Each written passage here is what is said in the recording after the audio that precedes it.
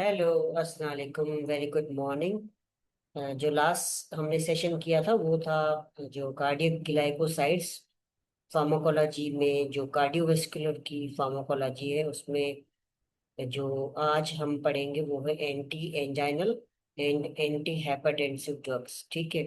तो ये बहुत ही इम्पोर्टेंट है, आज का लेक्चर बहुत इम्पोर्टेंट है, आपको फ्यूचर में भी काम आएगा क्योंकि पाकिस्तान की जो 60% जो अबव 40 वाले हैं वो हाइपरटेंसिव है और डायबिटिक भी। डायबिटिक का भी अब जो स्टेटिस्टिक्स ज्यादा आ रही है, तो एक गौर करिएगा लेक्चर्स पे और ध्यान दें। तो अब वो करते हैं नेक्स्ट। हम आज ये समझेंगे कि एंजाइना पेक्टोरिस क्या होता है और हाइपरटेंशन क्या होता है। एंजाइना जो पेक्टोरिस जो होता है, चेस्ट पेन होता है जो कि आपके हार्ट के जो मसल्स हैं उन पर में उनमें ऑक्सीजन की जो है डिमांड बढ़ जाती है। और इस्कीमिया का मतलब यह है कि वहाँ पे कोई इंजरी होती है अगर वहाँ पे कोई जो है ऑक्सीजन ब्लड सप्लाई ना हो तो वहाँ पे इंजरी की वजह से हम उसको मायोकार्डियल इस्कीमिया बोलते हैं। जहाँ पे आप आपका जो हार्ट है उसकी ऑक्सीजन की डिमांड बढ़ जाती है। तो इसमें ये होता है कि चेस्ट प्रेशर और चेस्ट टाइटनेस होती है। ठीक है। ये जो है आपकी जो पेशेंट की जो राइट आर्म है वहां तक जाता है ये पेन, फिर नेक पे जाता है और जा में। और अगर पेशेंट जो है जोर लगाता है या कोई ऐसा काम करता है तो उससे ये मजीद दर्द वर्स होता है, खराब होता है। जो इस पेन का जो ड्यूरेशन होता है 2 से 10 मिनट तक होता है। उसके बाद है हाइपरटेंशन। हाइपरटेंशन का मतलब ये है कि जो है नॉर्मल ब्लड प्रेशर से अगर ब्लड प्रेशर ज्यादा कुछ देर तक रहे और ये जो है फ्रीक्वेंट रहे और बार बार हो और ये प्रोलॉन्ग तक रहे तो ऐसी कंडीशन को बोलते हैं हाइपरटेंशन। सिस्टोलिक ब्लड प्रेशर अगर 140 से ज्यादा हो और डायस्टोलिक 90 से ज्यादा हो तो हम उसको बोलते हैं हाइपरटेंशन। अक्सर तौर पे ये एसिम्टोमेटिक होता है, इसीलिए हम इस डिजीज को साइलेंट किलर भी बोलते हैं। और क्रोनिक कंडीशंस में तो ये फिर ये लॉन्ग टर्म इसकी मैनेजमेंट बहुत ज़रूरी होती है। तो हम आज जो फोकस हमारा है एंटी एंजाइनल एंटी हाइपरटेंसिव है, तो हम पहले समझेंगे कि एंटी एंजाइनल जो ड्रग्स की उनमें होती कौन कौन सी ड्रग्स हैं। तो एंटी एंजाइनल ड्रग्स की जो हम बात करें उनमें 4 ग्रुप्स आते हैं।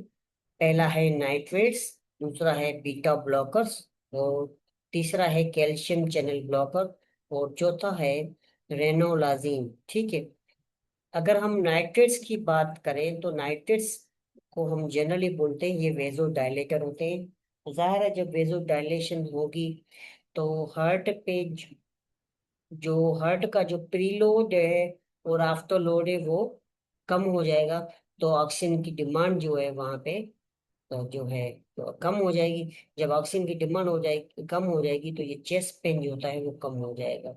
वेजोडाइलेशन इस उनकी होती आर्टरीज की, इसकी वजह से ब्लड प्रेशर का जो है उस एरिया का वो ब्लड प्रेशर जो है जो क्योंकि अगर वो कॉर्निया आर्टरी की वजह से कहीं से ब्लॉक है तो वो ये ओपन हो जाएंगे और उसकी वजह से जो चेस्ट पेन हो रहा है वो कम हो जाएगा।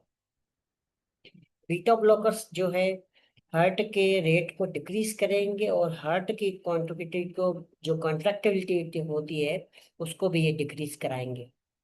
तो ज़ाहिर है हार्ट रेट डिक्रीज होगा, कॉन्ट्रैक्टिव डिक्रीज होगा तो हार्ट पे जो बर्डन है वो उस पर कम होगा, जो चेस्ट टाइटनेस है वो आस्ते आस्ते कम हो जाएगी। तीसरी जो क्लास ऑफ ड्रग है वो है कैल्शियम चैनल ब्लॉकर। अच्छा, ये कैल्शियम चैनल ब्लॉकर ये है जो आपके स्मूथ मसल्स है, वेस्कुलर के मतलब जो ब्लड वेसल्स के जो स्मूथ मसल्स है उनको रिलैक्स करेंगे। जाहिर है जब उनके वो मसल्स रिलैक्स हो जाएंगे तो ब्लड प्रेशर जो है वो डाउन हो जाएगा। चौथी जो ग्रुप है वो है रेनोलाजिन। अच्छा, इसका जो मैकेनिज्म थोड़ा सबसे अलग है, यूनिक है। इसमें ये होता है कि जो सोडियम जो है उस उसकी जो एंट्री है उसको ये इनहिबिट करते हैं। सोडियम के जो करंट की जो एंट्री होती है उसको ये इनहिबिट करते हैं। इसका जो मैकेनिज्म थोड़ा स्पेशली है क्योंकि जब सोडियम की करंट की जो है जो थ्रेशोल्ड की जो है इनहिबिशन होगी, तो क्या होगा, जो ब्लड प्रेशर है वो डाउन हो जाएगा। तो ये चार हमने क्लासेस पढ़ी है एंटी इंजनल की, जो इसका जस्ट जस्ट ओवरव्यू है। तो अगर हम नाइट्रेट्स में अगर बात करें, नाइट्रेट्स में तीन तरह की ड्रग्स आती हैं। नाइट्रोग्लाइसरीन, आइसोसार्बाइड डायनाइट्रेट, आइसोसार्बाइड मोनोनाइट्रेट, ये तीनों जो है नाइट्रेट्स हैं और तीनों ये वेजोडाइलेटर है। नाइट्रोग्लिसरीन सब लिंगुअल में भी आती है, टॉपिकल में भी आती है और आईवी में भी आता है। आईवी जो हम देते हैं स्पेशली वो अगर अक्यूट एंजाइना आए तो उसमें देते हैं। आइसोसर्बाडाइनेट हम इसको हम ओरल पे रखते हैं, पर हम इसको प्रोफिलैक्सिस लिए देते हैं। और इसकी क्योंकि मेटाबॉलिज्म एक्टिव फार्म हमारे पास मौजूद होती है, तो हम इसको प्रोफिलैक्टिकली देखते हैं प्रिवेंशन के तौर पे। आइसोसार्बाइड जो मोनोनाइट्रेट है वो लॉन्ग टर्म टर्म जो मेडिकेशन है वो हम और ये देते हैं। और ये काफी अच्छी ड्रग है, इसकी जो है फर्स्ट पास जो मेटाबॉलिज्म वो नहीं होती। ठीक है, तो ये एक किस्म का सेफ ड्रग है। हम अगर हम बात करें कि ये किस तरह से काम करता है, और तो हम नाइट्रेट्स जो होते हैं ये क्या करते हैं, नाइट्रिक ऑक्साइड्स में कन्वर्ट होते हैं। वो नाइट्रिक एसिड्स क्या करता है, जो गुआनिलाइल्स साइक्लेज एक एंजाइम है उसको एक्टिवेट करते हैं। वो जैसे ही एक्टिवेट होगा तो जो सीजीएमपी है वो इंक्रीज हो जाएगा। जैसे ही सीजीएमपी जो है वो जो है इंक्रीज हो जाएगा, तो स्मूथ मसल से वो रिलैक्स हो जाएंगे। जब स्मूथ मसल्स रिलैक्स होंगे वेस्कुलर के स्पेशली, तो वेजो डायलेशन होगी, और इस वेजो डायलेशन की वजह से क्या होगा कि ब्लड प्रेशर है वो डाउन हो जाएगा। और इससे क्या होगा, कार्डिक जो प्रीलोड है वो भी कम होगा। तो जब कार्डिक प्रीलोड कम होगा तो जो है वीनस है वो डायलेशन होगी। और जब आफ्टर लोड कम होगा तो उससे आर्टीरियल डायलेशन होगी। तो ये इसमें ये है कि हमें दो तरह के फायदे हैं। इससे क्या होगा, जब ये दोनों जो है प्रीलोड और आफ्टर लोड कम हो जाएंगे, तो ऑक्सीजन की जो डिमांड है वो कम हो जाएगी, जो ऑक्सीजन जिस वजह से वो चेस्ट पेन होगा। दूसरा जो हमने ग्रुप ऑफ ड्रग पढ़ा है वो है बीटा ब्लॉकर्स। बीटा ब्लॉकर में जो मेडिकेशंस आती हैं उनमें आती हैं प्रोपेनोलोल, और दूसरी है मेटोप्रोलोल, और तीसरी है एटेनोलोल। तो ये जो है बीटा ब्लॉकर से, अच्छा ये प्रोपेनोल जो है non selective prototype beta blocker है। और मीटोप्रोलोल जो है कार्डियो सिलेक्टिव बीटा वन जो है। इसके कुछ जो इफेक्ट हैं वो रेस्पिरेटिव इफेक्ट में भी है, तो इसको हम थोड़ा एहतियात के साथ देते हैं। और एटिनोलोल कार्डियो सिलेक्टिव है, इसकी हाफ लाइफ भी अच्छी है, तो दिन में एक बार आप दे सकते हैं। इसकी इफेक्टिव अच्छा है। किस तरह से ये काम करता है, इस ये क्या करता है, ये जो है ये बीटा ब्लॉकर जो होती है वो नेगेटिव क्रोनोट्रॉप होती है। लास्ट क्लास में हमने क्रोनोट्रॉप, आयनोट्रॉप, ये ड्रोमोट्रॉप पढ़े थे। और इससे क्या होगा, हार्ट रेट डिक्रीज होगा। ये क्या कराते हैं, जो हार्ट की जो कॉन्ट्रैक्टिलिटी उसको भी डिक्रीज करवाते हैं। इसका मतलब ये नेगेटिव आयनोट्रॉप है और नेगेटिव क्रोनोट्रॉप है। तो इन इसकी दोनों की वजह से क्या हो जाएगा, ब्लड प्रेशर जो है वो डाउन हो जाएगा। और क्या होगा, इसके साथ जो कार्डिक जो वर्कलोड है वो भी कम हो जाएगा, और ऑक्सीजन की डिमांड है वो भी कम हो जाएगी, जिसकी वजह से चेस्ट पेन भी कम हो जाएगा, जो एंजाइना का पेन है वो कम हो जाएगा। तीसरा जो हमने ग्रुप पढ़ा वो है calcium channel blocker. Calcium channel blocker में जो मेडिकेशंस आती हैं इसके दो ग्रुप है। एक है डाई हाइड्रोपायरिडीन, और दूसरा जो ग्रुप है वो है नॉन डाई हाइड्रोपायरिडीन। जो डायहाइड्रो जो है पायरिडीन है उसमें निफेडेपिन और एम्लोडेपिन आती है। और नॉन डायहाइड्रोपिन में इसमें आती है वेरापामिल और डिल्टाजेब। अच्छा, ये बहुत ही कॉमन ड्रग्स यूज होती हैं एम्लोडेपिन। और ये जो डायहाइड्रोपिन जो होते हैं वो सिलेक्टिव नॉन वेस्कुलर जो वेस्कुलर के लिए होती है। इसमें कार्डियक इफेक्ट्स बहुत कम होता है, और इसका जो है स्ट्रॉन्ग आर्टीरियल जो है जो डायलेशन होता है। तो इसमें ये एक रिफ्लेक्स टेकिकार्डिया हो सकता है। तो ये आपने देखना है कि इसमें टेकिकार्डिया हो सकता है, पर ब्लड प्रेशर जो है कम हो जाता है। दूसरा, जो नॉन हाइड्रो जो पायरिडीन्स में आती है वेरापामिल और डेल्टाजेम, ये दोनों जो है हार्ट पे भी काम करती हैं और वेसल्स पे भी काम करती हैं। तो ये जो है हार्ट रेट को रिड्यूस कराती हैं और हार्ट की कॉन्ट्रैक्टिलिटी को भी रिड्यूस करवाते हैं। तो अगर आपका जो है हार्ट रेट और इसको कम करवाना, उसके साथ ब्लड प्रेशर भी कम करवाना, तो ये दोनों इफेक्टिव ड्रग्स हैं। और ये हम आर्टीरियल जो फिब्रिलेशन होता है उसमें भी हम इसको यूज करते हैं। इसका मैकेनिज्म बिल्कुल ये है कि ये क्या करते हैं, जो कैल्शियम चैनल होता है उसको ये ब्लॉक करते हैं, इसीलिए इसको बोलते हैं कैल्शियम चैनल ब्लॉकर। और जिससे स्पेशली जो कार्डिक और स्मूथ मसल्स के हैं, फिर की क्या होगा, जब कैल्शियम की एंट्री नहीं होगी तो जो उनके मसल्स हैं वो फिर हार्ट के हैं या जो ब्लड वेसल्स के हैं वो डायलेट हो जाएंगे। जब वो डायलेट हो जाएंगे तो ब्लड प्रेशर डाउन हो जाएगा। और जब हार्ट की हम बात करेंगे तो हार्ट की जो कॉन्ट्रैक्टिलिटी है वो भी कम हो जाएगी। तो ये हमने कैल्शियम चैनल ब्लॉकर में पढ़ा।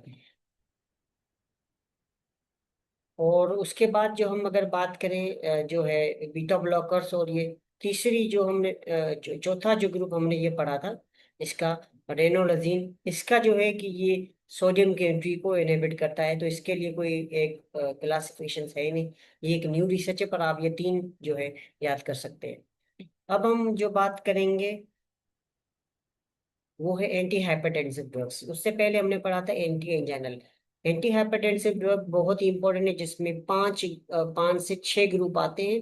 पहला है डायूरेटिक्स, दूसरा है एसी इनहिबिटर, तीसरा है एंजियोटेंसिन 2 रिसेप्टर ब्लॉकर्स जिसको एआरबीएस बोलते हैं, चौथा है कैल्शियम चैनल ब्लॉकर जो हमने प्रीवियस क्लास में पढ़ लिया, प्रीवियस स्लाइड में पढ़ लिया, और बीटा ब्लॉकर भी हमने प्रीवियस स्लाइड में पढ़ लिया।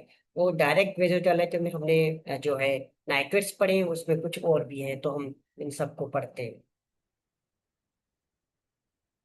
तो एसी इनहिबिटर्स मतलब एंजियोटेंसिन कन्वर्टिंग एंजाइम इनहिबिटर्स। अब इसमें जो ड्रग्स आती हैं वो आती हैं लिजिनोप्रिल, इनारलापिल और रेमिपेरिड। ये क्या करती हैं कि जो एंजियोटेंसिन 1 है उसको 2 में कन्वर्ट होने से उसको रोकती हैं। तो उससे क्या होगा, एल्डोस्टेरोन जो है उसको कम हो जाएगा। जब एल्डोस्टेरोन कम हो जाएगा तो फिर जो ब्रेडिकाइनिन है वो इंक्रीज हो जाते हैं, जिसकी वजह से स्लाइटली थोड़ी कफ हो सकती है, क्योंकि ये ब्रेडिकाइनिन और ये जो होते हैं थोड़े एलर्जिक रिस्पॉन्स आपकी बॉडी में थोड़ा करवाते हैं। एलर्जिक तो हम नहीं कह सकते कि आपकी रेस्पिरेटरी में कुछ ऐसी चेंजेस आएंगी जिसकी वजह से आपको कफ होगा। और ये क्या कर सकती हैं, ये मेडिकेशंस आपको, अगर डायबिटिक पेशेंट है उसके से किडनी को अगर डैमेज हो रहा है तो ये इफेक्टिव ड्रग्स है, एसी इनहिबिटर्स। और जो दूसरा ग्रुप है वो है एंजियोटेंसिन 2 रिसेप्टर ब्लॉक जिसको हम बोलते हैं एआरबीएस। एआरबीएस में आती है लोसार्टन, वालसार्टन और इर्बिसार्टन। ये क्या कराते हैं कि जो 81 रिसेप्टर है उसको ब्लॉक कर देते हैं। जब वो ब्लॉक हो जाएगा तो इसमें जो है ब्रेडिकाइनिन यहाँ पे जो है इंक्रीज नहीं होते, तो इसमें कफ के चांसेस कम होते हैं। और वहां पे एसी इनहिबिटर में क्या हो रहा है, कफ हो रहा था क्योंकि उसमें ब्रेडिकाइनिन बढ़ रहा था। और इसका भी है, ये है कि ये भी किडनी के लिए जो है इफेक्टिव है, अच्छी है। अगर क्लिनिकली इसकी इम्पोर्टेंस की बात करें तो ये दोनों जो है अच्छी जो है मेडिकेशंस हैं जो कि हम फर्स्ट लाइन ऑफ हाइपरटेंशन में यूज करते हैं। स्पेशली अगर पेशेंट डायबिटीज का है या किडनी डिजीज का है तो ये दोनों जो क्लास अच्छी ड्रग्स है, एसी इनहिबिटर्स और दूसरा है angiotensin 2 receptor blockers. AC inhibitor जो है थोड़ी ड्राई कफ करवाती हैं, स्पेशली 10 to 20% पेशेंट्स में। वो इसीलिए कि ब्रेडिकाइनिन जो है वो बढ़ जाता है, इसकी वजह से कफ होता है। और जो ए आर बी एस है इसमें कफ होने के बहुत ही कम चांसेस होते हैं, तो हम पेशेंट्स को उस पे शिफ्ट करवा देते हैं। अच्छा, ये दोनों मेडिकेशंस जब हम देंगे, एसी इनहिबिटर और एंजियोटेंसिन रिसेप्टर ब्लॉकर्स, तो हमने देखना है कि अगर पोटेशियम की लेवल तो बढ़ी नहीं है या एंजियो एडिमा तो नहीं हो रहा। अगर एंजियो एडिमा अगर हो रहा है तो तो फिर आपने ध्यान रखना है इसमें, अगर हो रहा है तो कितना हो रहा है, सीरियस तो नहीं है वगैरह, ये सारा ये आप फिजिकल असेसमेंट करेंगे पेशेंट। अब ये मेडिकेशन जो हमने पढ़ी है, इसमें हमने 6 क्लासेस की बात की। डायोटिक्स जो है, एसी इनहिबिटर्स है, एंजियोटेंसिन 2 रिसेप्टर ब्लॉकर्स है, कैल्शियम चैनल ब्लॉकर्स है, और डायरेक्ट वेजिटालेटर। डायरेक्ट वेजिटालेटर्स, बीटा ब्लॉकर्स और एसी इनहिबिटर्स हम पढ़ लिए। डायोटिक्स पे हम हमारा जो है वो उस पे बिल्कुल अलग क्लास हो, क्योंकि डायोटिक्स के फिर इसके मजीद टाइप्स हैं। तो अगर हम ये जाहिर है मेडिकेशंस लगा रहे हैं, तो हमारा काम है कि हम इसको अच्छी तरह से देखें और इस पे ध्यान रखें। तो जो क्या क्या चीज़ें जो हैं वो हमने ध्यान रखनी है। सबसे पहले जाहिर है, अगर एंटी इंजाइनल आप दे रहे हैं तो आपकी असेसमेंट अच्छी हो। आप कार्डिक साइंस, वाइटल साइंस वगैरह, बीपी वगैरह, ये सब आपने देखना है। एडिमा वगैरह नहीं हो रहा, उसके लिए वेट मैनेजमेंट देखना है। एडवर्स इफेक्ट तो नहीं हो रहे, वो देखना है। जब ये मेडिकेशन दे, स्पेशली नाइट्रेट्स, तो आपने सबलिंगुअल देने हैं, अगर अक्यूट एंजाइना है तो। अगर हार्ट रेट जो है 60 से कम है, तो आपने बीटा ब्लॉकर नहीं देना, या हाइपोटेंशन में है तभी बीटा ब्लॉकर आपने नहीं देना। और जब भी आप डायबिटिक्स देंगे, तो आपने क्या करना है, इलेक्ट्रोलाइट्स को मॉनिटर करते रहना है कि पोटेशियम सोडियम का ज्यादा जो है नुकसान तो नहीं हो रहा, ऊपर नीचे वैल्यूज तो नहीं आ रही। और ये सब मेडिकेशन देंगे तो आपका ये काम है कि पेशेंट को एजुकेट करें कि ये जो थेरापी आपने लॉन्ग टर्म थेरापी लेनी है। और उनको ये भी सिखाना है कि घर पे आप कैसे बीपी मेंटेन कर सकते हैं। अगर आपको चक्कर आए या स्वेलिंग कहीं नजर आए, तो फौरन हॉस्पिटल जो है आपका फिजिशियन, उससे रब्ता करें। ठीक है। और हर हर ड्रग की जो है अपनी अपनी एक जो एजुकेशन होती है वो आपने देनी है, उनकी वार्निंग देनी है। फॉर एग्जाम्पल नाइट्रेट्स की ये है कि नाइट्रेट्स जो है, उसमें टॉलरेंस की जो है वो हर हर जो है पेशेंट उसको टॉलरेट नहीं कर पाता। तो इस वजह से आपने ये गाइड करना है आपके पेशेंट्स को। तो आज हमने जो है क्या सीखा है कि हमने ये सीखा है कि इनका जो मैकेनिज्म जो है, एंटी एंजाइनल का मैकेनिज्म क्या है, कि वहाँ पे जो है ऑक्सीजन डिमांड बढ़ जाती है, तो हमने उसको रिड्यूस करनी है। वो रिड्यूस कैसे करते हैं, वेजोडाइलेशन के जरिए। तो जैसे ही वेजोडाइलेशन होगी और कंट्रक्टिविटी जो है वो डिक्रीज होगी, हार्ट रेट डिक्रीज होगा, तो ऑक्सीजन डिमांड जो है हार्ट को जो फौरन चाहिए वो कम हो जाएगी। और हमने एंटी हाइपरटेंसिव पढ़े, उसमें हमने मुख्तलिफ पढ़े एंटी हाइपरटेंसिव। तो उसमें हमने ये पढ़ा कि वेजोरेशन कैसे होती है, कार्डियक आउटपुट कैसे कम होता है। तो फिर हमने पढ़ा कि कौन कौन सी मेडिकेशंस जो है वो बीटा ब्लॉकर्स हैं, कौन सी जो है नाइट्रेट्स है, कौन सी कैल्शियम चैनल ब्लॉकर है, और एंजाइना में इसमें हम क्यों देते हैं। नर्सिंग प्रैक्टिस की अगर हम बात करें, तो हमारा ये काम है कि हम जब भी मेडिकेशन देंगे, तो हमने वाइटल साइंस, एडवर्स इफेक्ट, और किस तरह से कब देनी है, और पेशेंट को कौन सी एजुकेशन देनी है, और ये भी बताना है कि कौन से खतरनाक साइंस है। तो मैं उम्मीद करता हूँ कि आपको जो है ये समझ में आया होगा। तो जो नेक्स्ट जो होगा वो हमारा डायबिटिक्स पे होगा और रेस्पिरेटरी मेडिकेशन पे होगा। Thank you. Allah Hafiz.